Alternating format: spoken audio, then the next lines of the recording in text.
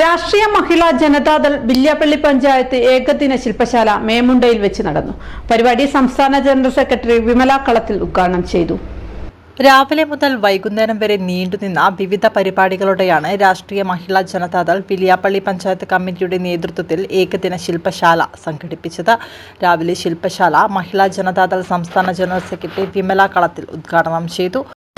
ത്രിതല പഞ്ചായത്തിൽ 50-51% സംവരണം വന്നതിന് ശേഷം രാഷ്ട്രീയത്തിൽ മുഖ്യ പങ്കാളിത്തത്തോട് വർക്ക് ചെയ്യാനുള്ള അവസരം നിങ്ങൾക്കുണ്ട്. ഇവിടെ ഞാൻ എപ്പോഴും പറയുന്ന ഒരു കാര്യമുണ്ട്. ഞങ്ങളൊക്കെ വർക്ക് ചെയ്യുന്ന സമയത്ത് നമ്മുടെ പഞ്ചായത്തുകളിൽ ഒരു മെമ്പറായി വന്ന ആളുകളെ മാറ്റി, ഒരു പുരുഷനെ മാറ്റി ഒരു സ്ത്രീയെ നിർത്തണം എന്ന് പറഞ്ഞു കഴിഞ്ഞാൽ നടക്കാൻ കഴിയാത്ത ഒരു കാര്യമുണ്ട്.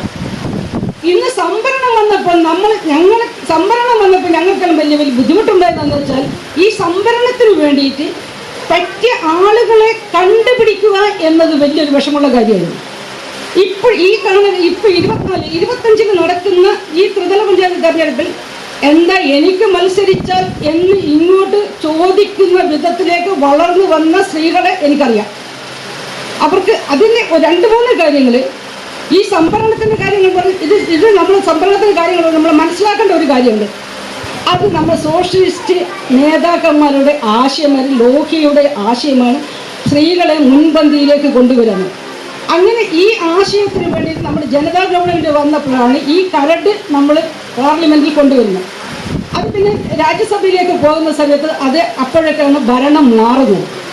ഈ കരട് വെച്ചുകൊണ്ടാണ് അന്നത്തെ കർണാടകയിലെ മുഖ്യമന്ത്രിയായ നമ്മുടെ ഹെഗ്ഡെ ഗവൺമെൻറ് സ്ത്രീകൾക്ക് ത്രിതല പഞ്ചായത്തിൽ സംവരണം കൊണ്ടുവന്നു. അത് അവകാശപ്പെടാനുള്ള ഒരു പാർട്ടിയുടെ പിൻതലമുറക്കാരാണ് എൻ്റെ മുമ്പിലിരിക്കുന്ന നിങ്ങൾ ഓരോരുത്തരും. അതുകൊണ്ടാണ് നമുക്ക് ഇന്ന് മത്സരിക്കാനും ഇവിടെ പല ആളുകളും മത്സരിച്ച ആളുകളെയും നമുക്കിന്ന് കാണാനും കഴിയും.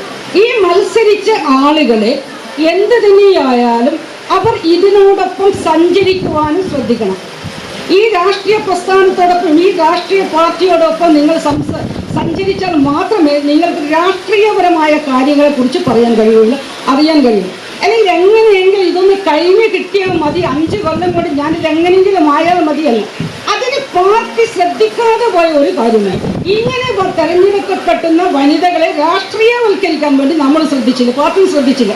ഇവരെ രാഷ്ട്രീയവൽക്കരിക്കുകയും ഇവരോട് രാഷ്ട്രീയം പറയുകയും ഇവർക്ക് രാഷ്ട്രീയ ബോധമുണ്ടാക്കേണ്ടതായ ചുമതലയും പാർട്ടികൾക്കാണ് ഉള്ളത്.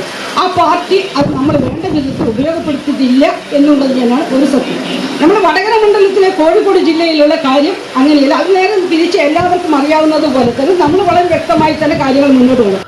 ഉദ്ഘാടന സമ്മേളനത്തിനു ശേഷം പഠന ക്ലാസ് സംഘടിപ്പിച്ചു. സ്ത്രീകളും നിയമസുരക്ഷയും എന്ന വിഷയത്തിലും സോഷ്യലിസ്റ്റ് പ്രസ്ഥാനവും വനിതകളും എന്ന വിഷയത്തിലുമാണ് പഠന ക്ലാസ് സംഘടിപ്പിച്ചത്. ജില്ലാ പ്രസിഡന്റ് നിഷാകുമാരി ടീച്ചർ മുഖ്യപ്രഭാഷണം നടത്തി. ചടങ്ങിന് കെ സിമി സ്വാഗതവും OM സിന്ധു അധ്യക്ഷതയും വഹിച്ചു. പരിപാടിക്ക് ആശംസകൾ അർപ്പിച്ച് VP Vasu master, Vinod Cheriyath, KM Babu, AP Amarnath, Kodakkalandi Krishnan, V Balakrishnan, Sreelatha M, Suma Thaikkandi, Pushpa AP, Sathi Divya Nilayam, Sachinlal, MTK Sudheesh, VC Kumaran എന്നിവർ സംസാരിച്ചു.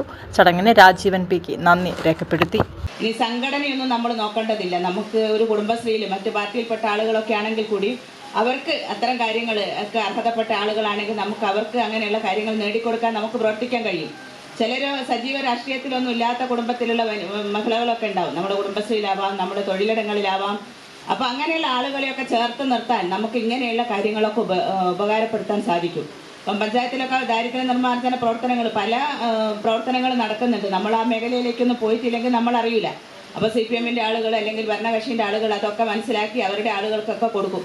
അന്നേരം നമ്മൾ ആളുകൾ പറയുക നമുക്ക് ഇതിലൊന്നും പോയിട്ടൊന്നും കിട്ടുന്നില്ല, RJDൻ്റെ ആളായിട്ട് എന്താ കാര്യം, നമുക്ക് പഞ്ചായത്തിൽ നിന്ന് ആനുകൂല്യങ്ങൾ കിട്ടുന്നില്ല, അല്ലെങ്കിൽ നമ്മുടെ മെമ്പർ അത് ശ്രദ്ധിക്കുന്നില്ല എന്നൊക്കെയുള്ള പരാതികൾ നമ്മളിങ്ങനെ കേൾക്കും.